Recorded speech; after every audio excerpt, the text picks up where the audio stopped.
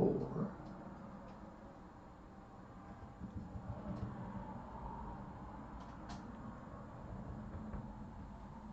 Hello friends and readers. Today is Wednesday, the 8th of December, and thank you so much for joining me. I'm going to get a little more personal than I usually do, so hang in there for the ride. If you've dropped in on these visits with me before, you know the usual drill has been for me to share a bit of my writing with you.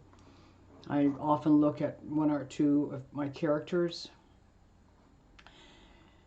Sometimes I take you behind the scenes for a peek at how some of my creative process works. And I'm not sure if it's the season or what, but this week I found myself thinking more about the connections we share.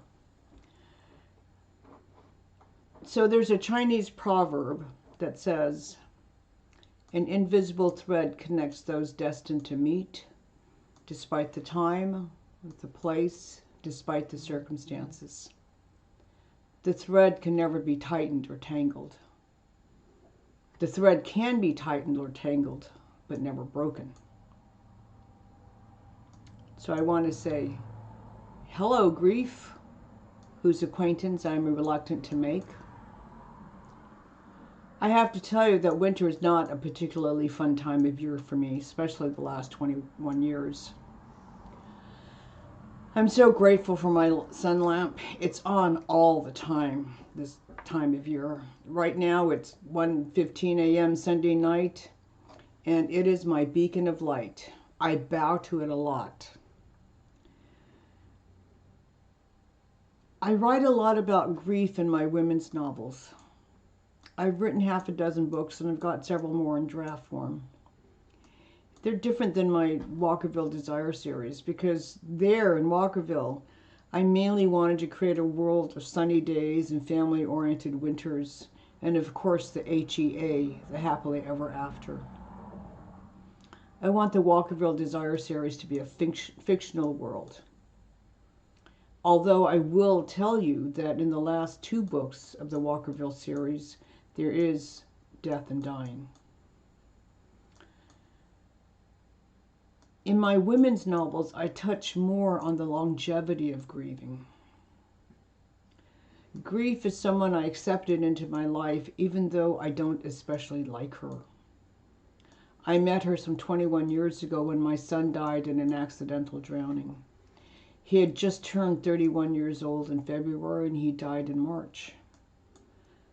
Grief for me was a long, slow haul, and still is at times, especially at this time of year.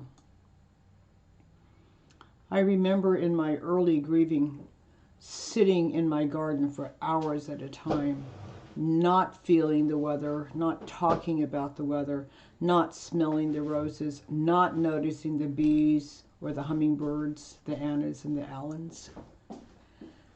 Many friends showed up for the first few weeks, bringing food, cleaning my house, helping me wash my hair, hovering, asking what they could do to ease the sorrow. And more often than not, what we would do is end up sitting in my garden, not speaking, not talking about the weather, not smelling the roses, not noticing the bees or the hummingbirds, the Annas and the Allens. But I had a few women friends who knew me, who would sit with me in silence, comfortable in their own skin, feeling their own grief.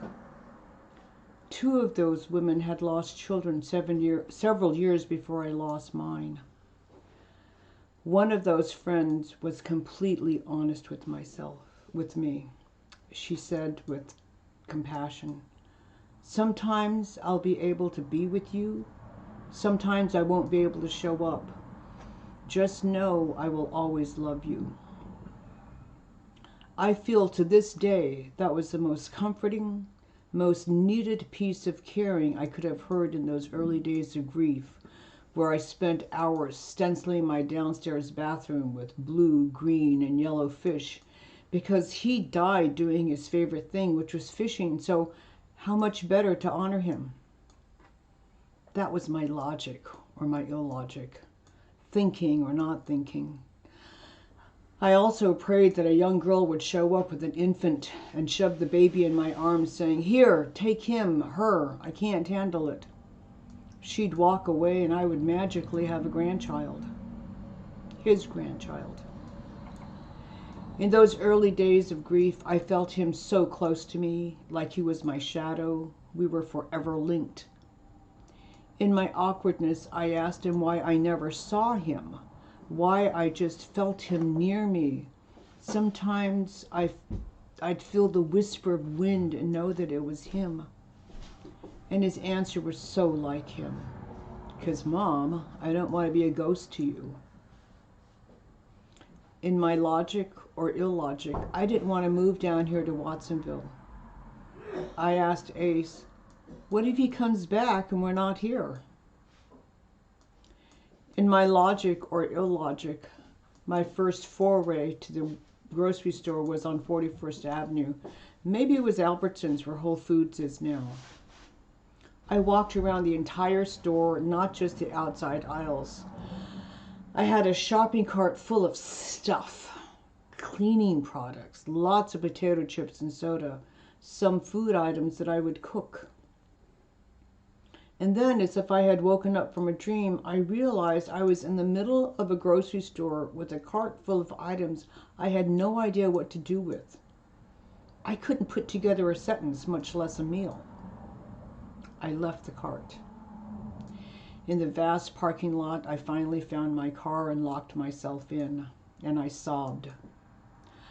I knew then that as much as they wanted to, there would never be enough friends, husbands, siblings, parents around me 24/7, making sure I was okay, because I would never be okay again. I was bereft. I didn't know if I was still a mother. I remember meeting someone for the first time a few months after his death, and she asked, as a new friend would ask, "Do you have any children?" I knew I would be asked that question one day, and I didn't know how I would answer it. I said, "Yes, I have a son who died." She apologized profusely for upsetting me, and I said, "I'm upset all the time. Don't worry, you really don't need to take care of me." Because the question that was foremost in my mind was, how could I live my life moving forward?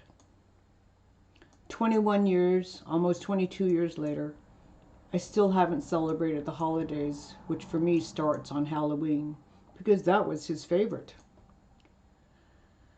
One year he wanted to be a slot machine, and we went to the back of Burdick's appliance store on Soquel Avenue, where they always had large empty boxes. We found what looked like an empty refrigerator box, and I made him a slot machine costume. I also made him wear a helmet to ease the burden of the box on his head. For some reason, I felt that helmet would help. Another year, he wanted to be the Flame superhero. I spent many hours at the Goodwill looking for 2 items.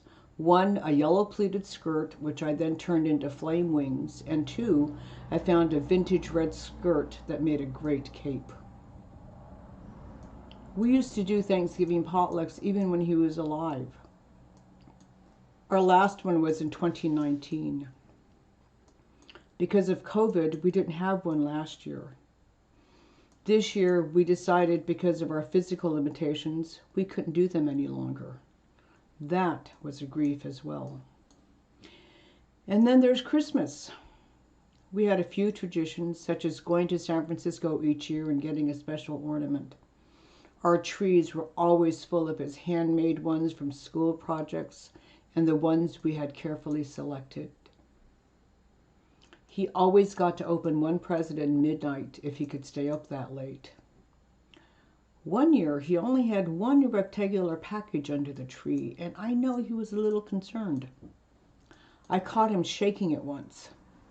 On Christmas morning, he opened that present and his eyes bulged. It was a car key. Ace had parked a 70 Datsun 510 in front of the house in the early morning. when we told him to go outside, he couldn't believe it, that there was that car. He was so happy. So for the first few years after his death, our cobbled up idea of Christmas was to take trips out of town. Lately, though, except for last year when we were all still sheltering in place, we've gone out for Chinese food and a movie that's mindless, not too heavy, nothing to make me feel or think. In my own tottering way, I have accepted that for right now, I am disinterested in the holidays. I know there will be more festivities around the world this year, bringing families and friends together in a way that we could not do last year. I know there are so many people who love the holidays and celebrate them. It would be disingenuous of me were I to celebrate that season that feels so flat to me. So yes, grief.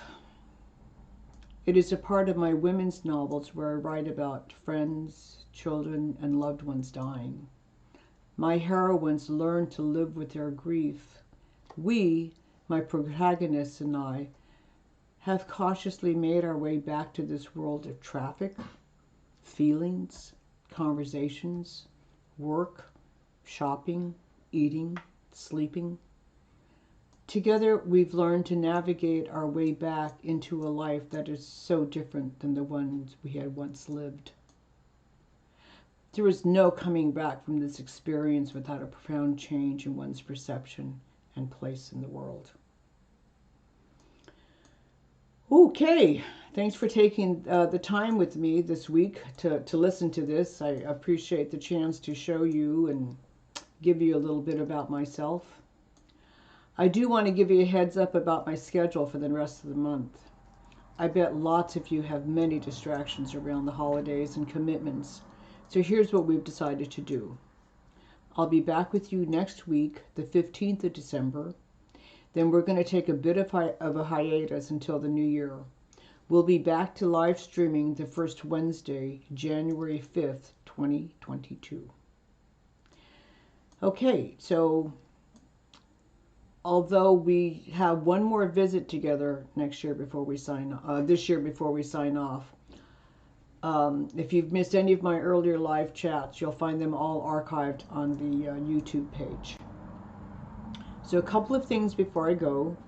If you haven't yet downloaded the Kindle file this year for this year's holiday novella, A Worthy Christmas, you'll find a link in the description below. And let me remind you about last week's discussion of beta readers. If you'd like to volunteer or pool, do check below for information on how to contact me or AC. As always, if you know someone you think would enjoy these chats, please share my YouTube link with them. I appreciate the chance to connect with you, and I'm always hoping to meet new people. And of course, new readers are always welcome as well. There's a link to my Amazon page down below this video. Remember, I'll be back here next Wednesday afternoon at 1 o'clock California time. Hope to see you then. Thank you for joining me, and my standard reminder, YouTube counts everything, so it means a lot if you give us a thumbs up, and it's really helpful if you subscribe to my channel by clicking that big red button. If you have any questions or comments, there are links to my Facebook and Instagram and my email address. Plus, the direct link for next Wednesday's afternoon's get-together is there too. Hope to see you then. Thank you, and have a great rest of the day.